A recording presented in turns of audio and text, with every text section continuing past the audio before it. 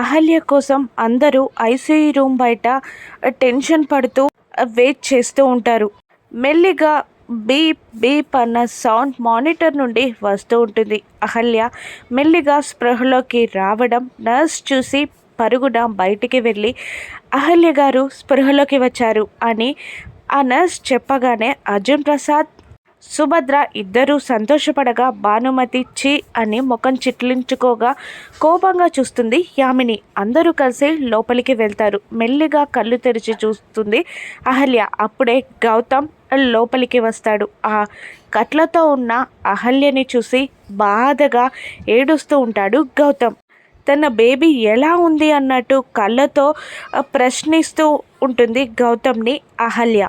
గౌతమ్ బాధగానే ఆనంద బాష్పాలు కారుస్తూ బాగానే ఉంది అన్నట్టు తల ఊపుతాడు గౌతమ్.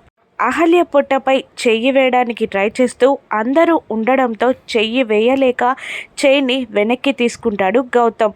ఒక్కసారిగా తన ఫ్రెండ్ ఆకాష్ చెప్పిన మాటలు గుర్తొస్తూ ఉంటాయి.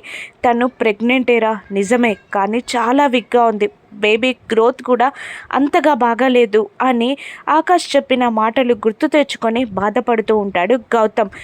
బేబీ సేఫ్గా ఉంది అని గౌతమ్ చేసిన సైగతో అహల్య తన కడుపుపై చెయ్యి పెట్టుకొని నిమురుకుంటూ ఉంటుంది. ఇక అహల్య హెల్త్ కండిషన్ బాగుపడేలా గౌతమ్ ఎటువంటి జాగ్రత్తలు తీసుకుంటాడో, ఆ మర్డర్ ప్లాన్ వెనుక యామిని ఉందని గౌతమ్ పసిగడతారా? రాను ఎపిసోడ్స్లో చూద్దాం. Thank you for watching.